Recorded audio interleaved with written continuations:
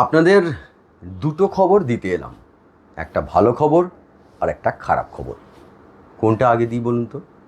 শুভস্য শীঘ্রম, কি তাই তো?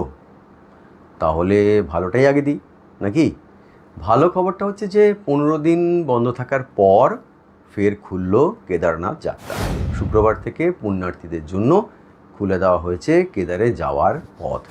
যুদ্ধকালীন তৎপরতার সঙ্গেই কাজ করা হয়েছে এবং তারপর মেরামত করা হয়েছে রাস্তা। আপাতত কেদার দর্শনে যাতে পুণ্যার্থীরা যেতে পারেন তার একটা বিকল্প ব্যবস্থা করা হয়েছে। এটা কেদার যারা যাচ্ছেন এই সময় বা যান তাদের পক্ষে ভালো খবর। আপনাদের মনে থাকার কথা যে গত 31শে জুলাই মেঘ ভাঙা বৃষ্টির জেরে ধস নেমেছিল লিঞ্চুলি ও ভীমবালির মাঝে, ফলে কেদারে যাওয়ার রাস্তা তলিয়ে গিয়েছিল মন্দাকিনীতে। গৌরীকুণ্ড থেকে কেদারের যোগাযোগ ব্যবস্থা পুরোপুরি বিচ্ছিন্ন হয়ে গিয়েছিল সে সময়।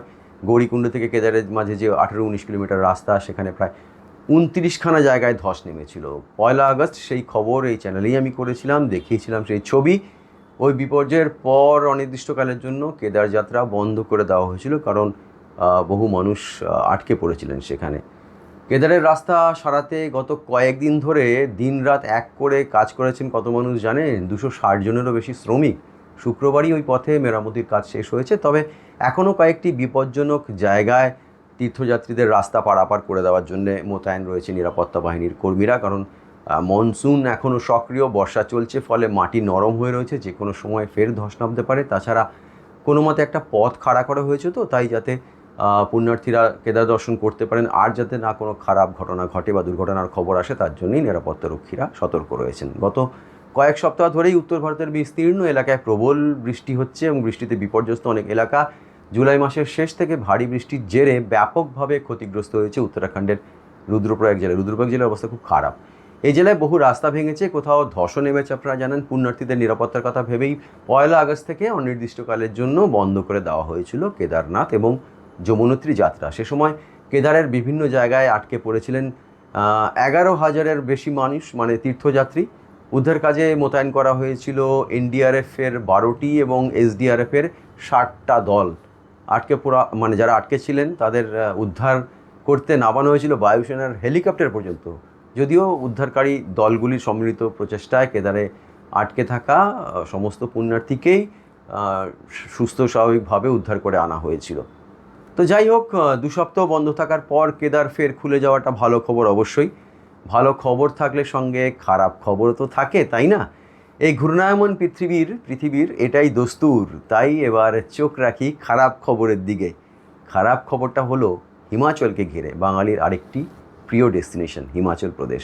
হিমাচলের অবস্থা ফের খারাপের দিকে যাচ্ছে, কারণ সপ্তাহ ঘুরতে না ঘুরতেই আবার মেঘভাঙা বৃষ্টির কবলে হিমাচল। শুক্রবার গভীর রাতে মেঘভাঙা বৃষ্টিতে ভেসে গেল সিমলার সড়কপথ। এখনও পর্যন্ত ঘটনায় যদিও মারা যাওয়ার খবর পাইনি এখনও অবধি। হিমাচল প্রদেশের সিমলা জেলার রামপুরে শুক্রবার গভীর রাতে মেঘভাঙা বৃষ্টি নামে।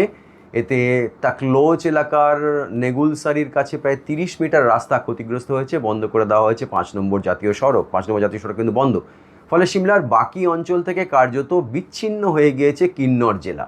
বন্ধ রাজ্যের আরও 58টি সড়ক। ফলে ক্ষয়ক্ষতি বা মৃত্যুর সঠিক খবর এখনও পর্যন্ত পাওয়া যাচ্ছে না, তার কারণ যোগাযোগ ব্যবস্থা বিপর্যস্ত হয়ে পড়েছে। আবহাওয়া দপ্তর জানাচ্ছে যে হিমাচলে আগামী 22 আগস্ট পর্যন্ত ভারী বৃষ্টি চলতে পারে। শুক্রবারই হিমাচলের 12টি জেলার মধ্যে 10টিতে ভারী বৃষ্টির হলুদ সতর্কতা জারি করা হয়েছে। শনিবার পর্যন্ত চাম্বা, কাংড়া, সিমলা এবং সিরসৌর জেলার কয়েকটি এলাকায় রয়েছে হরপা বানের আশঙ্কাও। ভারী বৃষ্টির কারণে ব্যাহত রাজ্যের 31টি বিদ্যুৎ এবং 4টি জল সরবরাহ প্রকল্পের কাজও। ফলে হিমাচলের অবস্থাও বিশেষ ভালো নয়। আপনাদের মনে করানোর জন্যই জানাই যে গত 31 জুলাই থেকেই মেঘ ভাঙা বৃষ্টি আর ধসে বিপর্যস্ত হয়ে পড়েছিল হিমাচল প্রদেশের সিমলা, মান্ডি এবং কুলু জেলা। ধসের কবলে ভেঙেছে বহু বাড়িঘর, স্কুল, হাসপাতাল। বহু মানুষ নিখোঁজ। মৃতের সংখ্যাও কিন্তু পাল্লা দিয়ে বাড়ছে। সরকারি সূত্রে এখনও যা খবর পাচ্ছি তাতে করে বলতে পারি যে 27 জুন থেকে 12 আগস্ট পর্যন্ত রাজ্যে শুধুমাত্র বৃষ্টির কারণেই দুর্ঘটনাতে মারা গিয়েছেন 110 জন।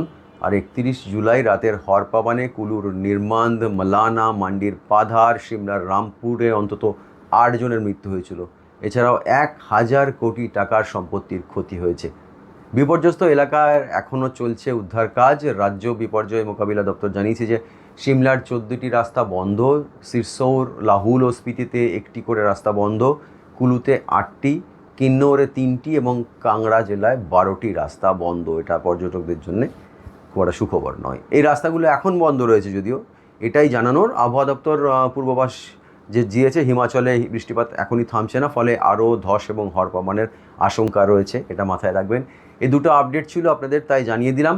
এর মধ্যে যারা হিমাচল যাওয়ার প্ল্যান করছেন বা করেছেন তারা আগে থেকে একটু খোঁজ খবর নিয়ে যাবেন, না হলে রাস্তায় আটকে পড়তে পারেন। পরিবার নিয়ে রাস্তায় বেরোলে সমস্যা বাড়তে পারে। তাই হিমাচলের পরিস্থিতি আপনাদের জানিয়ে দিলাম। বর্ষার মরশুম শেষ হলে পরিস্থিতি স্বাভাবিক হবে বলেই আশা করি, মানে এটা আমার আশা। মেঘভাঙা বৃষ্টি ও হরপাবানে ক্ষতিগ্রস্ত এলাকা ও রাস্তাগুলো পুনর্নির্মাণে একটু সময় তো লাগবেই, বুঝতেই পারেন। অক্টোবরে যারা যাওয়ার প্ল্যান করছেন তারা এই মুহূর্তে উদ্বিগ্ন হবেন না, ততদিনে পরিস্থিতি অনেকটাই স্বাভাবিক হয়ে যাবে, ফলে প্ল্যান চেঞ্জের দরকার নেই। প্রকৃতির মতিগতি তো বোঝা মুশকিল, তাই জানিয়ে দিচ্ছি খবরগুলো। ট্রাভেল বা বেড়ানো সংক্রান্ত দুটো গুরুত্বপূর্ণ আপডেট ছিল, তাই আপনাদের জানিয়ে দিলাম। শুধু বেড়াতে যাওয়ার নতুন নতুন জায়গায় তো নয়, বেড়ানোর সংক্রান্ত যে খবর, সেই খবরও বরাবরই চ্যানেলে আমি আপনাদের দিয়ে থাকি, কারণ খবর মানে ইনফরমেশন, আর আপনার কাছে যত বেশি ইনফরমেশান থাকবে তত বেশি আপনি বেড়াতে যাওয়ার ব্যাপারে কমফোর্টেবল ফিল করবেন, কারণ ইনফরমেশনই মূল শক্তি। বিশেষ করে যারা সপরিবারে বাচ্চা কাচ্চা নিয়ে বেড়াতে যান তাদের এই ধরনের আপডেটগুলো ভীষণ কাজে লাগে বলেই আমার ধারণা, তাই মাঝে মধ্যে আসি। আর একটা বিষয় হচ্ছে যে নতুন কন্টেন্ট বা ভিডিও রেডি থাকলেও এখনই তা আপলোড করে আপনাদের সামনে পেশ করতে পারছি না, তার জন্য দুঃখিত। কারণ রাজ্যে ঘটে চলে একের পর এক অমানবিক ঘটনা মনকে অশান্ত করে তুলেছে। একটা অস্থির সময়ের মধ্যে দিয়ে যাচ্ছি আমরা সবাই, আমি, আপনি, প্রত্যেকেই। এই পরিস্থিতিতে পাহাড়, নদী, ঝর্ণা বা প্রাকৃতিক সৌন্দর্য মনে দাগ কাটতে পারছে না, কারণ সবার আগে আমি তো একজন সংবেদনশীল মানুষ, তারপর বাকি পরিচয়। বেড়াতে যেতে সবার মতো আমিও ভালোবাসি, আপনাদের মতো আমিও ভালোবাসি, কিন্তু বেড়ানোটাকে উপভোগ করার জন্য একটা সুস্থ স্বাভাবিক মন দরকার, সেই মনটাই এখন নেই, তাই না?